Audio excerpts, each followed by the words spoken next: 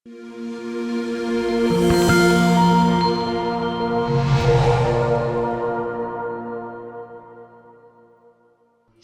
का नाम तुम लोग सुना होगा।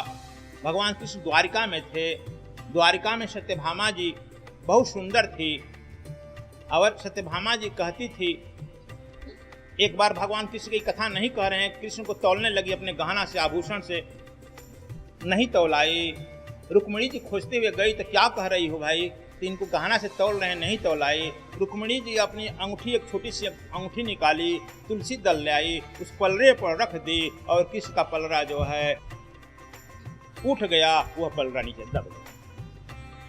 सत्यभामा पूछी कौन सा टेक्निक किया है? कहा कि अंगूठी हमारे प्रेम का प्रतीक है और तुलसी जो है धर्म का प्रतीक है, इसलिए प्रेम प्लस धर्म डाल दिए और प्रेम प्लस धर्म आता है, वह समाधि होता है। कृष्ण भगवान समाधि हैं, इसलिए वो प्रसन्न होकर उठ गए।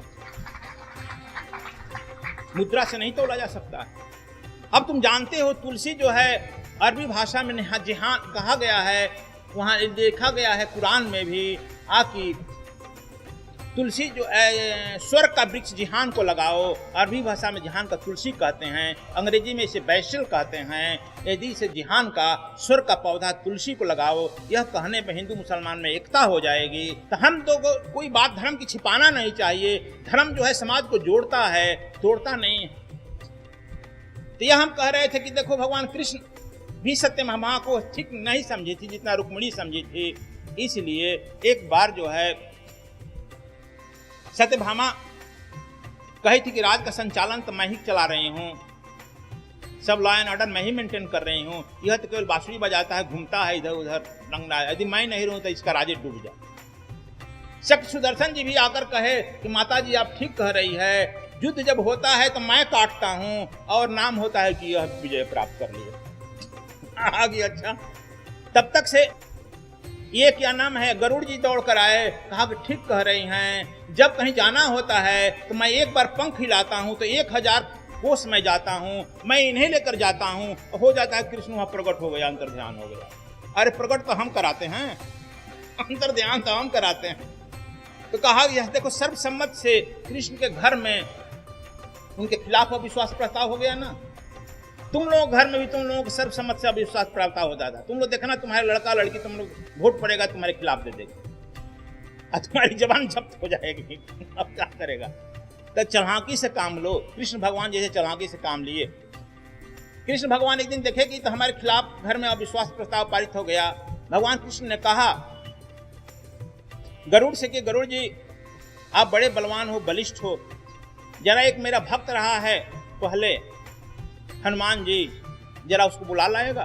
कहाँ है सरकार? गिरधमर्दन पर्वत पर गए दौड़ करके। देखिए कि एक वृद्ध ब्राह्मण जो है श्री राम जय राम कह रहा है, चलो कृष्ण भगवान बुला रहे हैं। कहा कि मैं कृष्ण भगवान किसी को नहीं जानता हूँ। जाओ भक्त, कहा कि जाओ कहना कि भगवान राम बुला रहे हैं।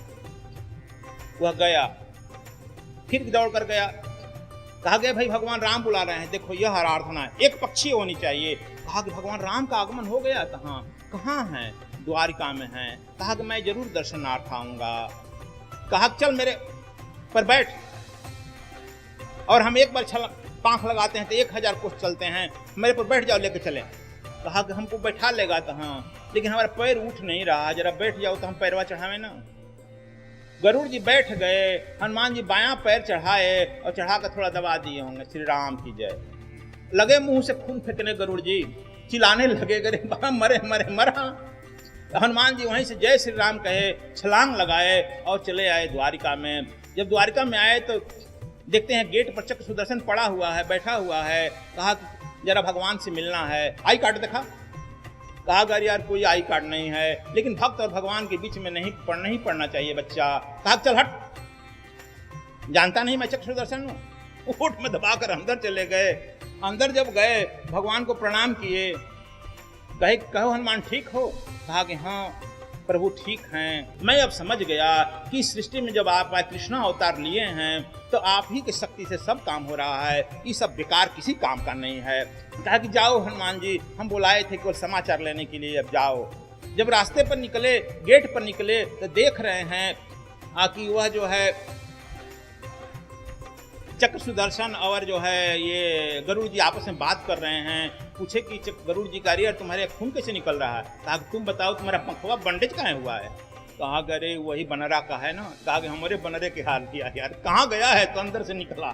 कहा कि अरे भाई दोनों पैर पकड़ लिया। कि हनुमान जी अपने वीरता का रहस्य तो बताइए, आप इतना वीर शक्तिशाली और इतने भक्त हैं, मौन रहते हैं, कि कौन सा रहस्य है? कहा कि बस तजी हरि भजन काज न दूजा, प्रभु का भजन करते हैं, अहंकार नहीं रखते हैं, और एक ही मंत्र जो हमको सदाशिव से मिला था, श्री राम जय जय राम का जाप करते हैं, और इसी से सब ऊर्जा आती है और हम जो है सदैव आनंद में रहते हैं।